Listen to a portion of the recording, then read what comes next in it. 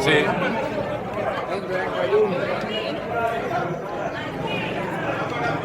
Es un lío, no van a dejar entrar a uno ahí, ¿sí?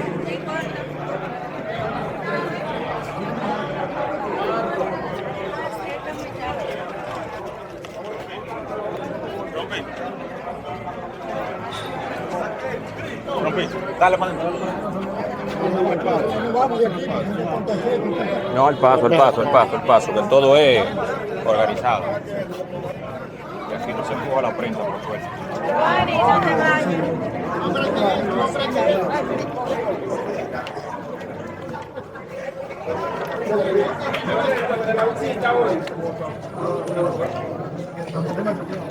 Seguridad, deja de trabajo, no empuje. Presidente, su visita aquí a La Vega en el día de hoy.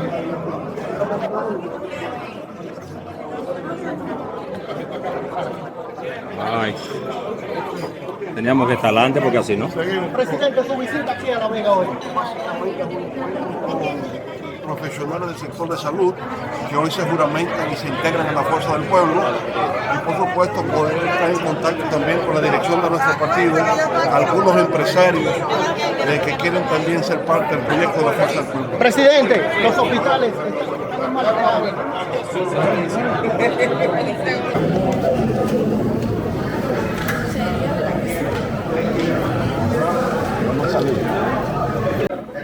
No por la cantidad de personas, sino por la calidad. El presidente Leonel Fernández ha estado recorriendo muchos pueblos del país, juramentando personas que vienen de otros partidos, que vienen del seno de la sociedad. Mejores y más modernos hospitales de la República Dominicana. Hospital Juan Bosch, Hospital Mena de Alora, Hospital Hugo Mendoza, Hospital Fernando Almanza, Hospital Inicio Calvetti. O sea, si ustedes lo repasan, son de verdad los hospitales más modernos en este momento, y además que les permitía a los médicos llevar un servicio con calidad. Aunque hoy naturalmente no es tan así, pero en ese momento el doctor Leonel Fernández, cuando se inauguró, muchos médicos pasaron a ganar medalla de plata y medalla de oro, que fue el caso del hospital de Juan Bosch, el doctor Fernando tuvo la ocasión de vivir nosotros también. Saludar y darle la bienvenida al presidente Leonel Fernández, que ha sido el único presidente que le ha aumentado el salario a los médicos en un 30% sin hacer una hora de huelga al Colegio Médico.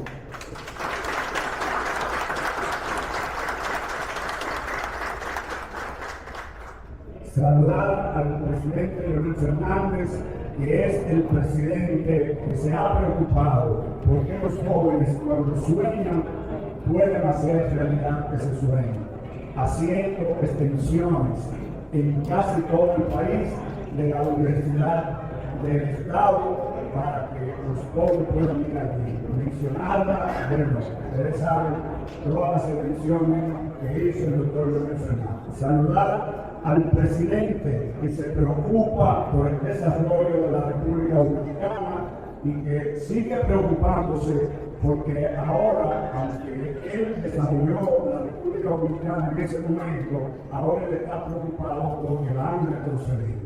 Y está preocupado porque queremos hacer una segunda ola de progreso para que la República Dominicana vuelva a ponerse a nivel que debía estar. Presidente Fernández, buenas tardes y bienvenido a La Vega a acompañarnos aquí a los profesionales de la salud.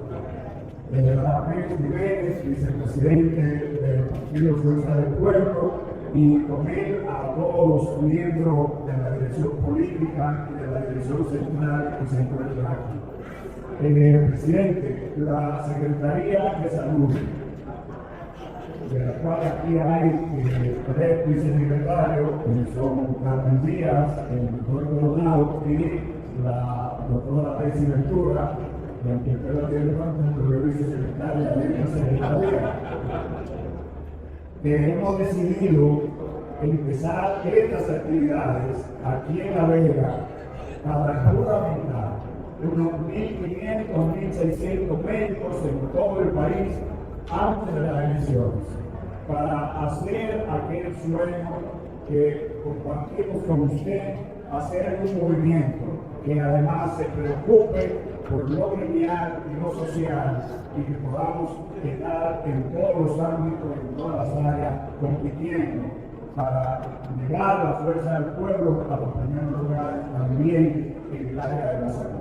Y aquí hoy, como muy bien dijo Omar, tenemos unos 65, 66 profesionales. Unos 3 internistas, o sea, de los médicos hay alrededor de 50, hay 3 internistas, hay unos 8 cirujanos, dentro de los cuales tenemos cirujanos pediatras, como es el caso de la doctora Coronado, tenemos cirujanos vasculares, tenemos cirujanos plásticos, etcétera. Tenemos 4 anestesiólogos aquí en el salón, tenemos 8 médicos generales, tenemos infecciólogo, traumatólogo, en el caso del doctor investigativo, los demás están aquí. O sea, todas las obstetras, tenemos unos 8 obstetras que están aquí acompañando al presidente, pediatra, tenemos unos 3 pediatras. Y dentro de la licenciada hay diabetistas, hay la de administración, de trabajo social, o sea, un equipo de salud para acompañarlo a usted, para que vayamos a trabajar y cambiar la salud, el sistema de salud que está totalmente deprimido, que hoy los pobres no pueden ir allí porque no encuentran la solución, no encuentran un servicio de calidad oportuno y dar con validez que ha sido su interés en sus gobiernos y que además nos hemos dicho que vamos a volver a hacer eso y este equipo de médicos que están aquí lo van a acompañar a usted para que podamos hacer eso. Nosotros en medicina, cuando hacemos reuniones de una el médico se para y dice su nombre y su especialidad. Eso yo creo que lo podemos hacer en unos minutos. ¿Me parece bien? Ok.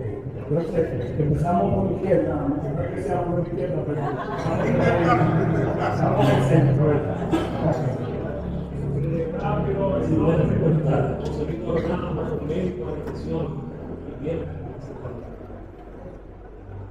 Beneficiados, cirujanos generales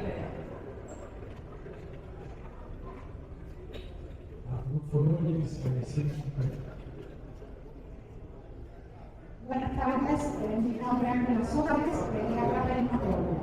Mucho gusto. Buenas tardes, doctor médico veterinario, médico internista y peruano, profesor de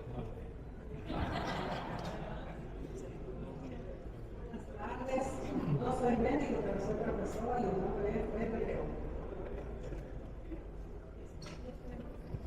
Buenas tardes, yo, Agustín Rafael Caraballo, médico pediatra.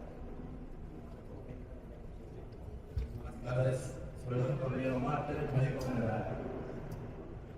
Buenas tardes, doctor Rafael Caraballo, médico pediatra. Licenciada Siempre Especial, Ana.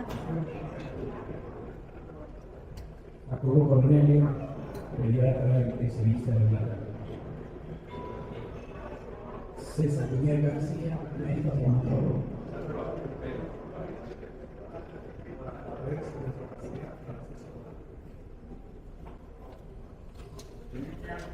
César Reynoso, médico general. Un placer. Rafael Cruz, con todo forense.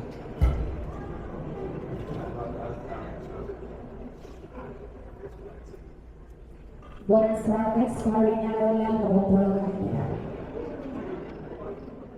También Pablo Santos, con un médico patólogo.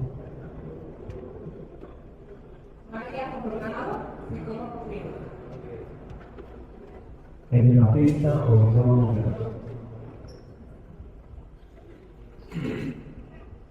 José Ramón, anestesiólogo.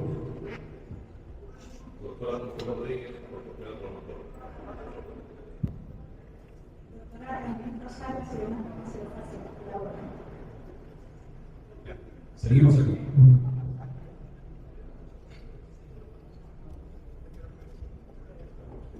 Buenas tardes, mi nombre es Ángel Fernández, médico, doctor clínico, asistente de médico.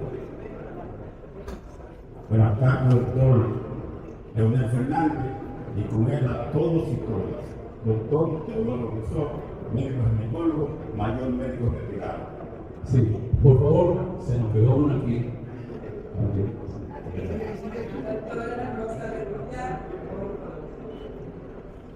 Buenas tardes, Miguel Díaz, ginecólogo. Buenas tardes. Carlos Oliveras, administración. Buenas tardes, licenciada Sara abogada. Gracias, doctor Julio Rosa, médico internista. Todos, soy el doctor Félix Castillo, cirujano, ortopeda y traumatólogo.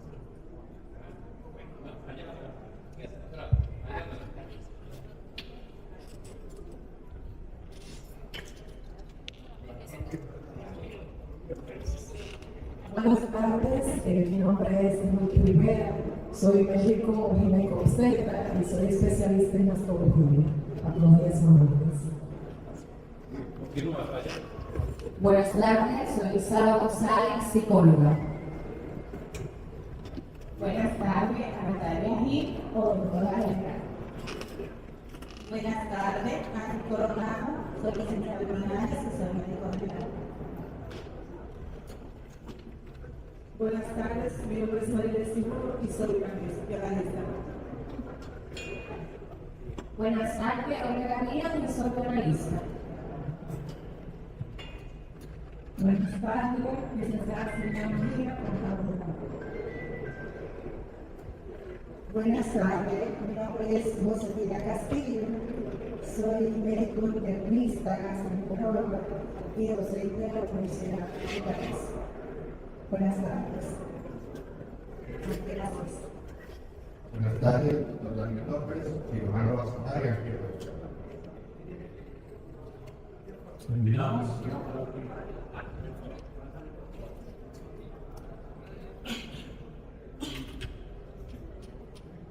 Buenas tardes, soy el doctor Franklin Gómez, médico de la ignición. Buenas tardes, doctora Carmen Díaz, gerente de salud y ginecólogo secretaria de salud.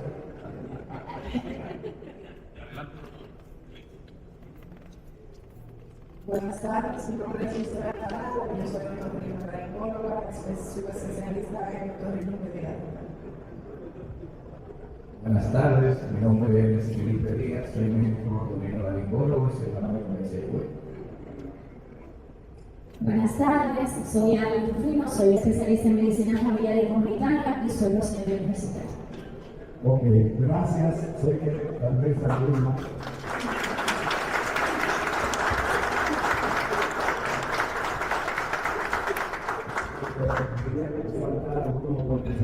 Pero no. Vamos a dar unos 5 o 6 turnos de médicos que quieren decirle algunas cosas al presidente de lo que sienten de cada salud y lo que ellos esperan que cuando en el 28 la fuerza del pueblo y Leonel Fernández seamos presidente de gobierno, podamos tener una situación diferente. Doctor Felipe Díaz. Gracias. Muy buenas tardes a todos. Primeramente, en nombre del doctor Felipe Díaz, me presenté, agradecerle la distinción de como parte de este proyecto presidencial para la 2028 de la Venezuela, Cuba, Rusia, México, para poder optar por una especialidad donde hoy en día hay más de 8 provincias en otro tipo de mundo. No se preparan veterinarios, sino que se preparan otro tipo de especialidades, y hay bastantes. Entonces no hay algo que diga que es un estudio que me diga qué es lo que necesita el país, cuáles son las especialistas y en qué lugares lo necesitan. Entonces, aparte de que tú tienes que salir del país, porque aquí no te dan la oportunidad, cuando tú regresas a un sistema donde tú no puedes resolver al paciente porque no hay insumos, porque no hay material para toda la consulta, porque no hay material para tú hacer una cirugía. Con un director de la isla para todo el pueblo dominicano, somos los villanos, cuando antes éramos los héroes contra el pueblo. Con unas aseguradoras siguen pagando 350 y 400 pesos por consulta. Pero cuando tú le haces la receta a un paciente del hospital, cuando van a la hospital popular no hay nada. Y ese paciente tiene que ir a la farmacia. ¿Pero qué pasa? Es un paciente de bajo recursos. Cuando tú le haces una receta que cuesta 5, 6, 80 pesos, simplemente el paciente no le compra algo. Y ese paciente se queda viendo a su hijo, en caso de una especialidad, viendo a su hijo con falta de aire, viendo a su hijo no se sana, porque no tiene acceso a la salud. Por eso, señor presidente, nosotros los profesionales estamos todos aquí, para que usted sepa que cuenta con todos nosotros, para que usted sepa que juntos vamos a lograr brindarle una salud digna a todos los dominicanos. Y eso lo lograré con usted como presidente. Así que muchísimas gracias por aceptar.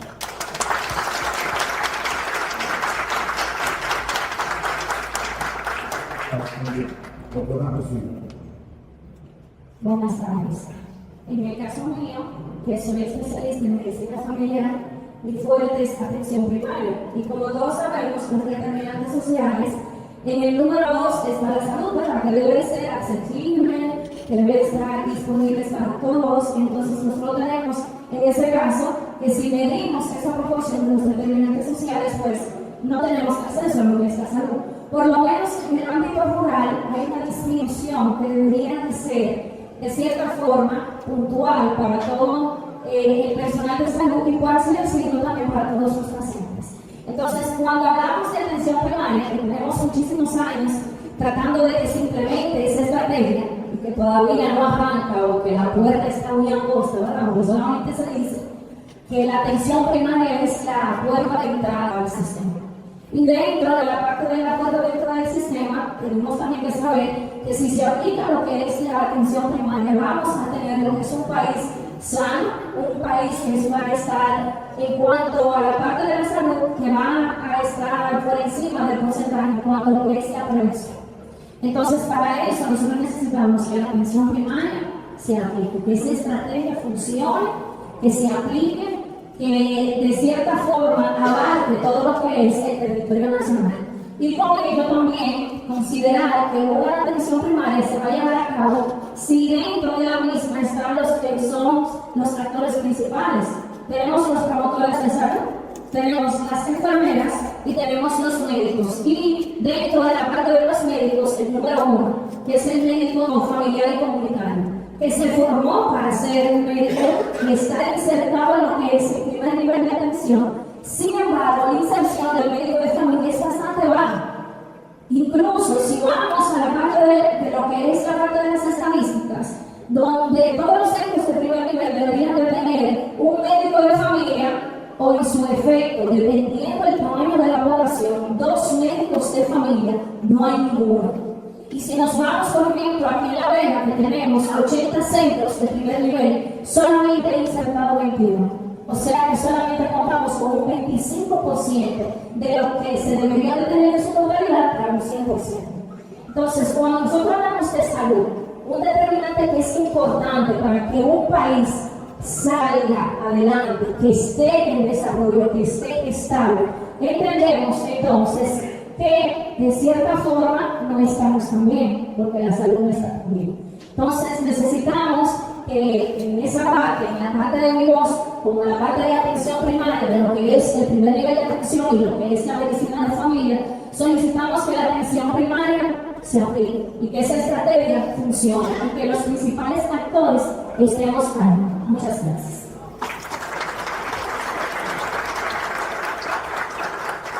Gracias a la doctora Luis Díaz.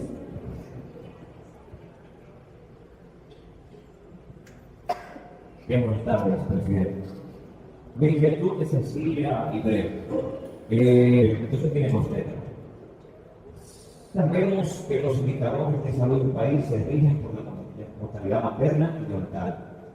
Si bien en relación al año anterior ha habido una leve disminución de la mortalidad, entendemos que se debe apreciar, debemos de enfatizar, se debe de continuar implementando programas de concientización y prevención. Entiendo que la clave de la mejora del sistema, tanto de las muertes neonatales como maternas, está en la prevención. Entiendo que hay que hacer más énfasis en la prevención y la orientación de las adolescentes embarazadas, que recibimos por cientos pacientes adolescentes embarazadas. Hemos tenido casos de pacientes de 10, 12 años de embarazo. Dice, pero bueno, creo que... Y como todos sabemos, hay una tendencia, y qué pena que sea tendencia, que nuestro país tenga tantos problemas de salud mental y esto no se está haciendo caso. Tenemos un 1%, o menos del 1% dedicado a lo que es salud mental. En La Vega tenemos un hospital con mucha falta, con esas crisis ansiosas, depresión y todo lo que está pasando en nuestro país, y nada lo que está pasando con los psiquiatras. No tenemos psiquiatras, tenemos 140 más o menos psiquiatras en el país, no da más. Tenemos muchos psicólogos clínicos y no tienen posiciones en el país, en salud mental, con muchas situaciones. Buenas tardes. Yo soy uno de los pediatras, soy los encargados de las patologías quirúrgicas desde el nacimiento hasta los 18 años de edad. Actualmente en el país somos alrededor de 80 cirujanos pediatras, los cuales muy pocos laboramos en lo que es la parte pública, que significa que esos niños que están siendo operados no con el personal adecuado. ¿Qué pasa con esto? Por ejemplo, aquí somos unos dos en el Hospital General, del cual recibimos todos los pacientes pediátricos de la provincia de La Vega y de las zonas aledañas. El volumen es demasiado para solo 2 millones de niños. Aparte, nos encargamos de recibir las complicaciones por ser operados por médicos no capacitados en general. Anhelo, con todos mis compañeros, por una salud digna para nuestros niños, unidades de atención pediátrica adecuada, con un programa capacitado para recibir a todos los niños que lo reciben, quirófanos que sean adecuados solo para cirugía pediátrica, en el cual se ha capacitado. Anhelo que nos ayuden con la formación de los médicos para que nuestra salud sea igualar a que sea no pero sí igualdad, pero ¿para qué? Para que no nos quedemos siempre en lo mismo, sino que lleguemos a estándares internacionales. Conocer el presidente de la Federación. Mi inquietud nos ha sido una casa hogar que tenemos aquí, los abogados que está haciendo, y en su gobierno yo le voy a pedir por lo menos 2 casas hogar para pacientes de cuidado de día y para pacientes crónicos. Lo segundo es algo normal, que es el programa de alta costo, donde se están poniendo medicamentos sintéticos, aquí hay muchos medicamentos sintéticos, es una molécula parecida a la original, es decir, que si yo me trasplanto con una molécula sintética, mi niño se va a dar. En mi caso, eso sería el caso grave. En su gobierno, yo quiero que usted ponga a la gente adecuada en esa situación. Y lo tercero es el Consejo Nacional de Envejecientes, que se ha dividido por genial. Si usted se acuerda de mí, sabe. Vamos a la presidenta de la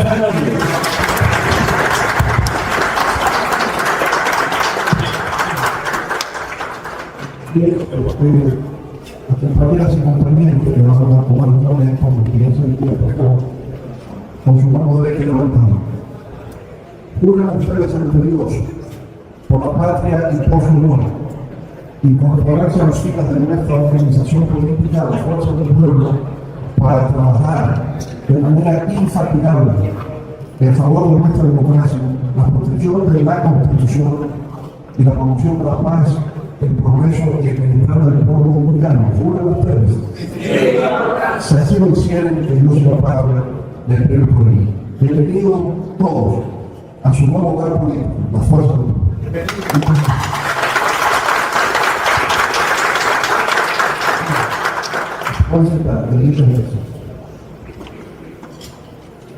Me permito un saludo a nuestros compañeros Juan Jiménez, a los miembros de la Comité Política, compañeros Jiménez Sánchez, aquí de La Vega, y ex senador de la República, igual a los compañeros Juan Armado, ex presidente de la Cámara de Diputados, compañera Keira de La Vega, Frank Laúl y Omar Liliana.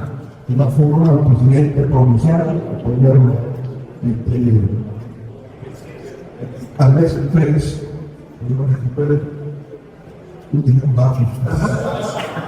compañero igualmente Enrique Ramírez, que es el presidente municipal, compañero Ramón Armado, que es titular de la Secretaría de Salud, y por supuesto, de igual forma, al compañero David Rufino, y a los Luis Colorado, que son vicesecretarios de nuestra Secretaría de Salud y de Fuerza Pública.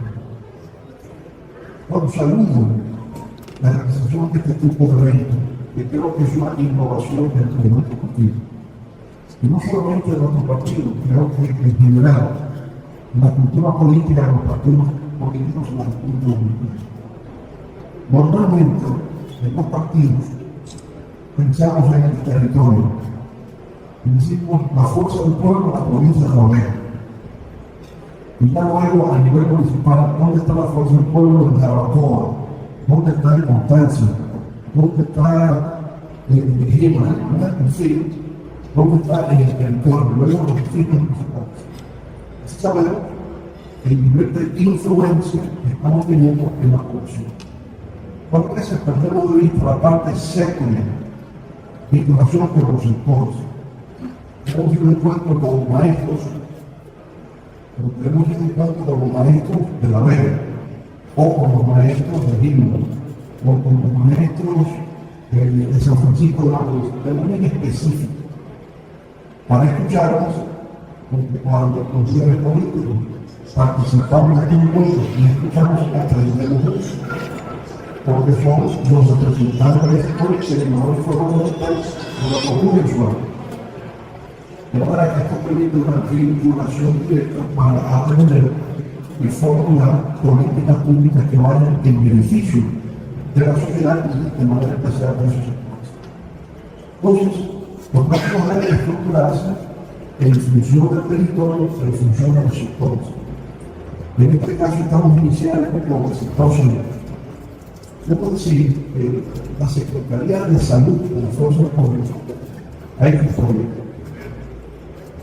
Ni en el mismo partido, ni creo que ninguna otra organización política hemos tenido una Secretaría de Salud que haya actuado con la eficacia y con la sistematización que hemos tenido en el caso de la Universidad de Lima, liderado el compañero Romano Morales.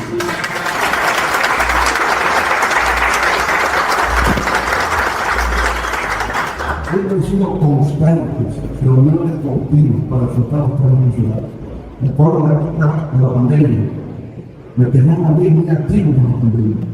Eran reuniones virtuales constantes.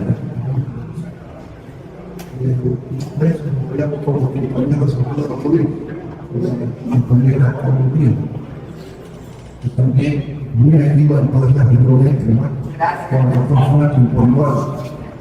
Pueden ser delicados. Es una dedicación que no consideraría apoyable, porque hemos estado pensando en bienestar colectivo de la sociedad. Y bueno, nosotros en el año 2010 propusimos una constitución que se define como una constitución de un Estado social y democrático. La palabra social tiene un gran significado porque normalmente las constituciones no tenían el factor social.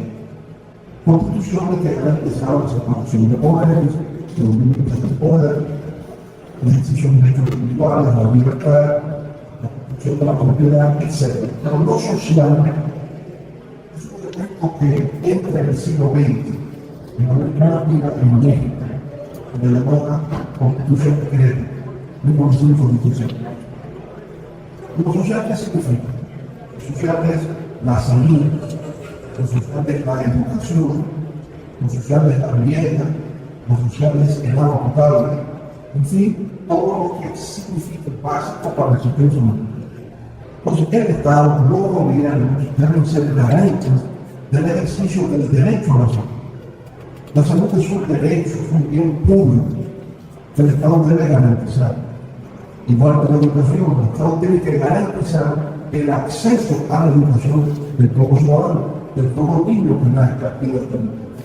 Tenemos que garantizar el derecho a la vivienda, el derecho a la agua potable, en fin. Obviamente, los estados a veces carecen de los medios y los recursos para hacer efectivo el ejercicio de ese derecho. En caso dominicano, la República Dominicana, a veces hay quejas que el ciudadano no puede acceder a derechos garantizados y la razón se debe a que el tipo de las finanzas públicas no estamos de condición. ¿Cuál es el talón de Aquiles de la República Dominicana? El nivel de ingresos que recibe el Estado es muy inferior en términos comparativos con otros países de América Latina. Por ejemplo, el promedio de América Latina es un 21% de ingresos fiscales con respecto al Producto Interno Bruto. No sabemos que el Producto Interno Bruto es la totalidad de bienes y servicios que se producen en un país medido en términos de dinero. Toda la riqueza que se produce se mide en términos de dinero, se llama Producto Interno Bruto. De esa totalidad, en República Dominicana recibimos el 14%, casi el 15%. El promedio de los dominicanos es 21%. Somos Europa, no casi el 45%, que recibe un país como Suecia, un país como Finlandia, Dinamarca, y a veces hasta más, hasta el 50% de ingresos fiscales. En América Latina, un país como Brasil recibe el 35%, Argentina un 30%, República Dominicana, insisto, un 15%. Por lo tanto, de entrada, cualquier gobierno va a tener limitaciones en poder proveer los recursos imprescindibles y necesarios para que las cosas marchen bien. De ese 15%, en el sector de educación, se ha pedido un 4% del PIB para la educación. Ese 4% del PIB representa el 28% del presupuesto. Y es la mayor asignación presupuestaria que hay para un renglón en las finanzas públicas de la República Dominicana. Naturalmente nos damos cuenta de una cosa. Se ha logrado el 4% del PIB para la educación, el 28% del presupuesto público. ¿Y qué cambio ha habido realmente en la educación? A pesar de haberse incrementado el presupuesto. Nada. Todavía tenemos serios problemas en la educación. El 65% de los niños no comprenden lo que leen. Y si no comprenden lo que leen, es muy difícil que puedan desarrollarse intelectualmente y puedan ser grandes profesionales en el futuro. No hay un solo indicador de calidad que haya logrado en 13 años en que se aplique el 4% del PIB. Lo mismo podría ocurrir si de repente hay un 4% del PIB para la salud. Podría ocurrir que tampoco haya ningún indicador de calidad que mejore. ¿Por qué razón? Porque está demostrado que no hay una relación directamente proporcional entre volumen de inversión y calidad del desempeño. El dinero no lo es todo. El dinero es un factor importantísimo, pero no lo es todo. No garantiza que porque yo invierta más, la calidad del servicio será mejor. Se requieren otros factores. En términos de la educación, todo empieza por la familia. Si la familia no provee un ambiente adecuado para que el niño se desarrolle, hay una limitación. Si en el barrio donde se desarrolla no hay condiciones adecuadas, va a influir también en su desarrollo posterior. Y lo mismo ocurre con el sector de salud. Tiene que haber también una sensibilidad de los profesionales. Tienen que ser algo que haga realidad es puramente hipocrático. Así no pueden terminar por dedicación y por amor, no cierto por eso. Entonces no con responsabilidad. Bueno, en todo caso, aunque no hay esa relación directamente proporcional entre lo que invierto y lo que sale, no podemos ver que el dinero siempre juega un papel fundamental y que en el caso del sector salud en la República Dominicana se requiere un aumento de la inversión, no cabe duda, lo veo, lo siento, lo palpo. Cuando voy, por ejemplo, al hospital del Instituto Dominicano de Seguros Sociales, en la industria en la capital, El Salvador tiene, el industria del Arturo Mariano, me hicieron en Orlando, mi madre que era enfermera, y empezó trabajando ahí en Mariano. Este es el Salvador López, Salvador López. Hace como 5 o 6 meses que leí. Recuerdo cuando durante la gestión, cuando estaba en el Consejo de Nueva, los remodelamos por completo. Bueno, ahora llego ahí y el nivel de deterioro es tal que no se fue como para el presidente. Entra a una habitación donde pone el suelo, el pie del suelo con televidente, oxidado. La cama igual en el estado, el cuarto sin pintar, escacarado todo. El país de David Pérez me acompañó esa visita. Había una amiga muy igual, Bonifacio. Bonifacio era el compañero que desde el PLD, en un vehículo colocado arriba un león, el hombre del león, decía Bonifacio. Bonifacio enferma, que lo llevan al Salvador, al seguro. Y ahí se pasa también como 3 meses. 3 meses internos. Nunca le hicieron un examen. No se ve nada. Bonifacio empieza a llamarme. Dice, mire, estoy teniendo muchos dolores, pero no me atienden. ¿Qué pasa? Nosotros entonces vamos a visitarlo. Yo fui a ver lo que estaba ocurriendo con mis amigos. Además, el hombre del león estaba que no va a ver. Y cuando llego me explica que efectivamente está teniendo unas noches horribles, mucho dolor y nadie la tiene. Y eso no es un problema de dinero, es un problema de conciencia y de responsabilidad profesional. La segunda vez hablamos con el doctor Alvarado. Y le dijimos, tenemos que sacar a Bonifacio del Seguro Social. Y conseguimos que lo llevaran a San Marcos, a través de a la Plaza de la Salud Mundial. ¿Te recuerdas a Bonifacio? Bonifacio murió a la semana de estar en la situación. A los 5 días murió. A los 3 días, en la Plaza de la Salud, le hicieron en 3 días, porque no le dieron en 3 meses en el Seguro Social. Y que se determinó que tenía cáncer. Y el dolor que le daba de la velocidad, el cáncer que tuvo. Y ahora se vuelve a morir. Eso fue para mí como una gran lección, lo que ocurre en la práctica, lo que ocurre en el día a día. Y cómo haber sabido que tenía cáncer con atención, si lo hubiera hecho realizar en el mundo. Pero como un paciente va a estar 3 meses en un hospital, eso no es posible. Hay que buscar otras formas. Ahora que hay fallas en el consultamiento. La doctora Coronado, Alvarado, como terrible. Hay como un pueblo ahí de Alvarado, Coronado. Uno hablaba de la salud preventiva.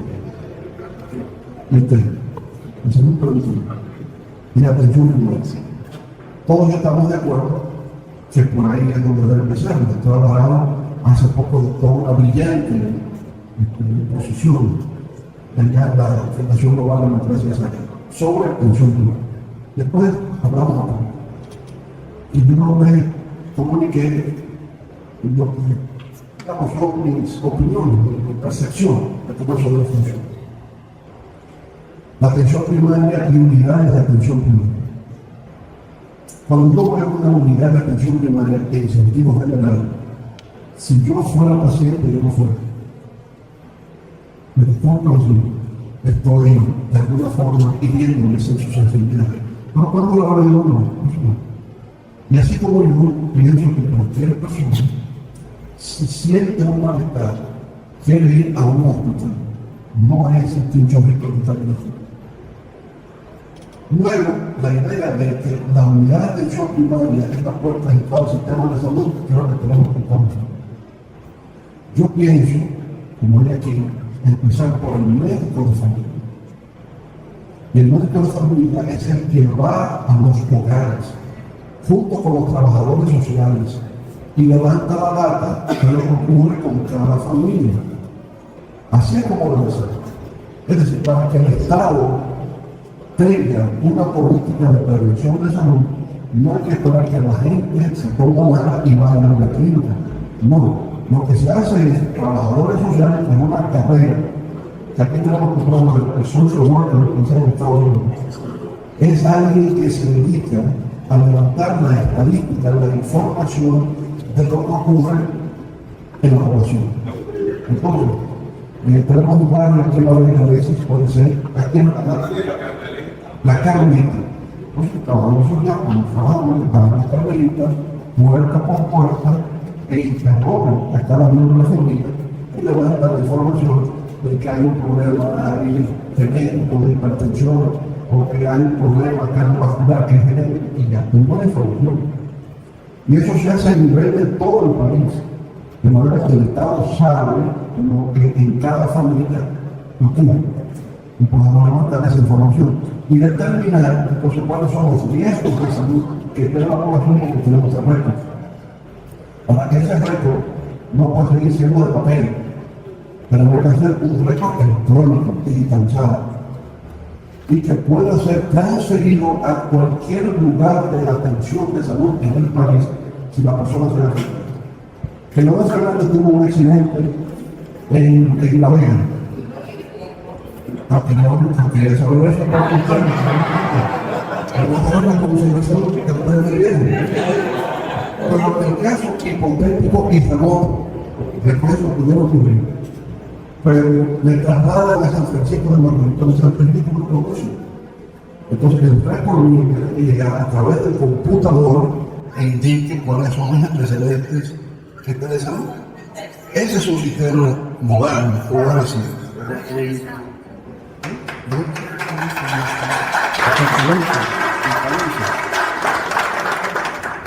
Entonces, obviamente, que si tenemos la data de cada persona individualizada a nivel nacional, hemos dado una revolución cuántica en lo que tiene que ver con el sector salud. Y ahí es donde la salud no es curar la enfermedad, sino prevenir la enfermedad. Pero como lo prevenimos, porque sabemos. Y cuando detectamos que alguien tiene alguna dificultad en la familia, de antemano, a través del trabajador social, se llevan los medicamentos y se llevan lo que necesiten para evitar que esa persona pueda enfermar. Yo pienso que esa es la estrategia de un sistema de prevención de salud y que entra no por la unidad de atención, sino entra por la relación del trabajador social y el médico de familia con las familias en el territorio, en la comunidad. Eso me parece que debe ser. Y de llegar al gobierno, como esperamos que sea, con el apoyo de todos ustedes, eso lo vamos a hacer en un gobierno de la fuerza útil.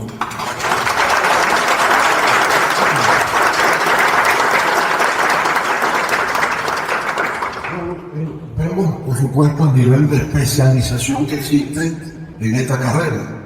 Yo recuerdo una vez, alguien que decir todo el conocimiento cada vez se especialice, le preguntó a un médico, ¿y usted qué es? Otorrinolaringólogo.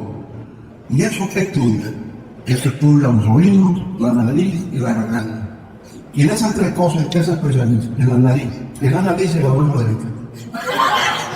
Bueno, eso que es ultra especialización. Pero es la complejidad también del ser humano. Pensar, cerebro, aquí, miles de millones de neuronas que se interconectan con otros, que es el lado derecho del cerebro el que piensa bien y el lado izquierdo es la música y lo que tiene que ver con las artes.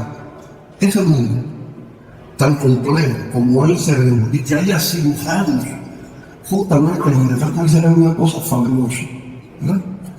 Y entonces tengamos pediatras para los niños, pediatras para los viejos. Yo prefiero pediatras de muchachos. Eso le digo nada. Eso es complicadísimo, ¿no? Bueno, Y naturalmente eso requiere, después de 5 o 6 años de estudios para graduarse, años adicionales para especializarse. Y ahí entra obviamente algo que también el Estado tiene que promover, que es la internacionalización de nuestros profesionales. Para hacer estudios de posgrado, pero también para algo que yo considero importantísimo, porque lo siento en el área de las ciencias sociales del que yo formo parte. Cuando yo hacía poder viajar. Y cuando se viaja a un congreso internacional, profesional, en 4 días usted hace un pedazo ya. Porque hay que ver a los grandes especialistas del mundo exponiendo sobre esos temas, usted lo conoce personalmente, conoce lo que ha publicado, se compra sus libros, sus papers, se los trae a la República Dominicana y usted está a la altura de lo que no sé. Porque por el hecho de habernos graduado, de haber hecho una especialidad, de estar en el día a día, este mundo va muy rápido. Y el que no estudia constantemente y se rezaga, dejó de ser efectivo. Es una combinación de teoría y práctica, por los dos. Tenemos que seguir participando y viendo los encuentros profesionales de los pediatras, de los cirujanos, de los cardiólogos. Si me desconecto de ese mundo, me voy a acelerar inmediatamente. Y eso, el Estado debe proveerlo, porque tal vez el médico no tiene el dinero para cualquier otra cosa y trabajarse, pero el Estado, dentro de lo que asigna, está en una partida de poder continuamente aprender y especializarse y consolidar su situación. Ya lo otro, que llamo de la internacionalización, es invitar a maestros de la medicina a que vengan a la República Dominicana a compartir experiencia y conocimiento. Y usted entra en una red internacional y conoce médicos de Francia, médicos de Alemania, médicos argentinos, entonces sienta la satisfacción de que yo soy parte de algo que tiene trascendencia y no estoy en el día a día, porque nos pasa todo. El día a día se convierte en una rutina y la rutina nos hace trascendentes. Y para lograr esa trascendencia, tenemos que estar conectados a una red nacional o internacional que nos permita la posibilidad de seguir creciendo profesionalmente y avanzando. Insisto, esos recursos deben proveerlos del Estado. Que los médicos, pero que también los maestros salgan con este país. Y que no hagan esos españoles, y cómo se enseña el álgebra, y cómo aquí se enseña la trigonometría y la ciencia natural, tiene que ver eso en el intercambio que la gente aprende.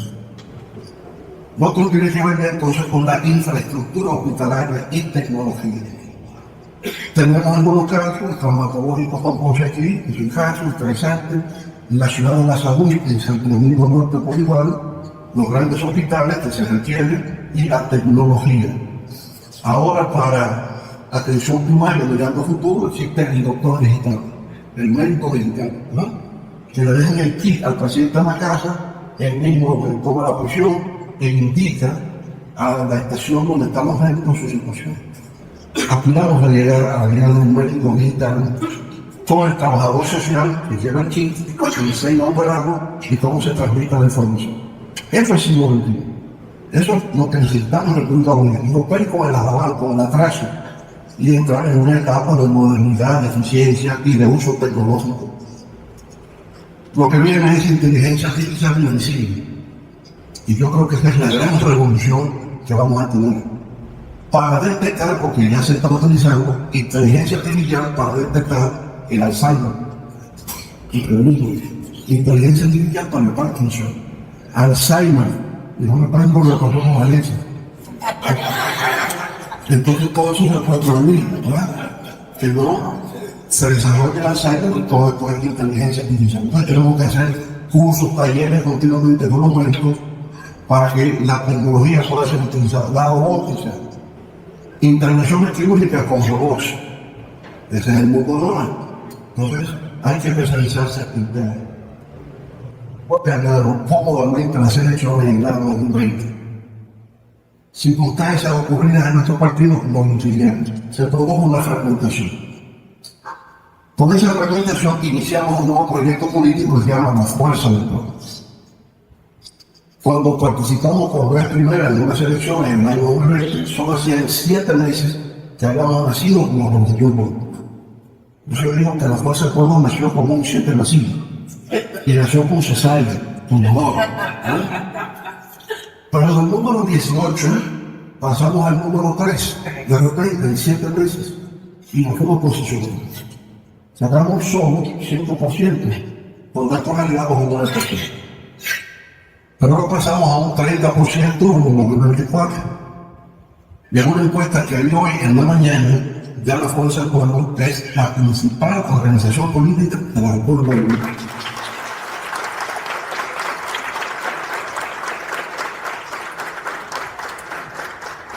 Nosotros somos el número 1. ¿Cómo ha sido posible que un partido que ganó con más de 50 y tantos %, hoy ya se encuentra en un segundo lugar y nosotros ya hemos pasado al límite? Bueno, porque las gestiones nuestras son gestiones de profunda transformación política.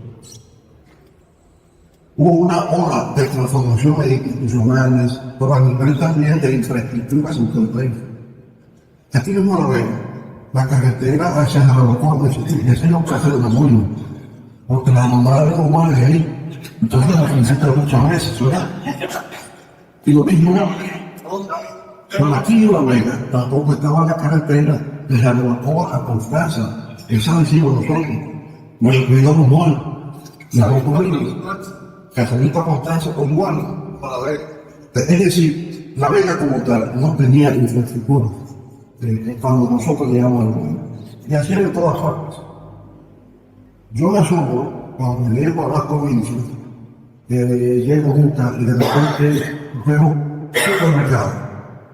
Eso no existía 20 años atrás. Pero también en La Vega, también en todas partes, los colmados han seguido al supermercado. Porque hay una clase media que expandió su poder adquisitivo. El país se transformó. Pero ahora notamos que hay como un retroceso. Un país como el nuestro, que ahora vive en las tinieblas, porque hay apagones de 8 horas diarias a nivel nacional. Eso es el estado de sueño. Pero cuando usted combina apagones con la falta de agua, y que ahora, por ejemplo, permitido a distribuir agua por los barrios, y que eso esté lleno de basura, ¿de dónde están? Ese es el proceso de la carencia de las cosas fundamentales de agua, luz y recogida de la basura ha generado una ira popular en este mundo. Hay un descontento, hay un malestar en la sociedad dominicana. Cosas que estaban garantizadas hoy día las hemos perdido. Y se ha debido fundamentalmente a la ineficiencia del dinero. Los apagones no es porque hay 800.000 dominicanos que no pagan la luz. Es por el hecho de que el gobierno no ha hecho las inversiones que se requieren para mejorar las redes de distribución, para la compra, por ejemplo, de contadores de prepago.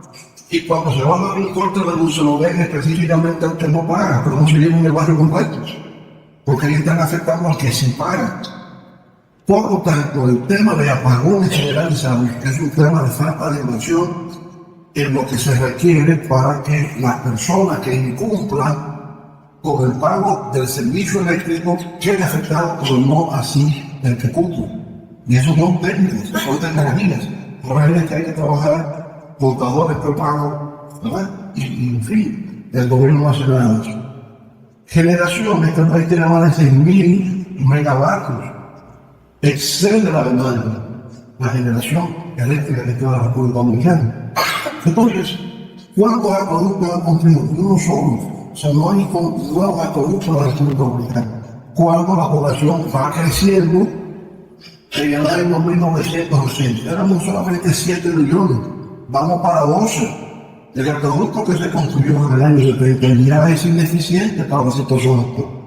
Para el 2050 vamos a ser 20 millones de dominicanos. Para 2050 es 25 años. Dentro de 25 años vamos prácticamente a duplicar la población. Entonces el gobierno tiene que pensar en el futuro. Si vamos a construir un acueducto, hay que pensar en un acueducto para 50 millones de personas, no para 15, porque no es útil. El transporte. Bueno, nosotros iniciamos la idea del sistema del metro. Me criticaron mucho.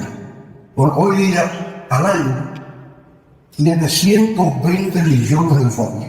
El Metro San Pablo, 10 veces la población dominicana. 10 veces la población dominicana se monta en el metro de Santo Domingo al año. O sea que ese es el camino. Por lo tanto, la idea es seguir ampliando el metro, y algo que yo he dicho aquí en el Senado, en un gobierno de la Fuerza Pública, construir también el tren de carga del pasajero desde Santo Domingo, corriendo por todo el corazón del Cibao, dividiéndose entre Montecristi y Puerto Plata. Eso viene con un nuestro gobierno. Comparto el legado de nuestro gobierno. Por tanto, por ahí va. Ahora, estamos en primer lugar, pero no podemos descuidarnos. Es una batalla. Y nos enfrentamos a un gobierno que demostró ser inescrupuloso, porque ya en el pasado compró alcaldes, regidores de la oposición, y el día de las elecciones compraba cédulas y se imponía por la fuerza. Ahora, si el pueblo está unido en torno a la fuerza del pueblo, nada de eso se evita. Porque cuando un pueblo está decidido a conseguir un cambio, nada va a poder impedirlo. No hay nada que tenga más poder ni más fuerza que el pueblo. Y lo que tenemos nosotros que hacer es organizar al pueblo temprano para, con su apoyo, con su voto, con su participación, garantice la realización del gobierno en el año 2028. Porque como las cosas van, yo estoy viendo que podemos ganar en el primer boletín de 2025.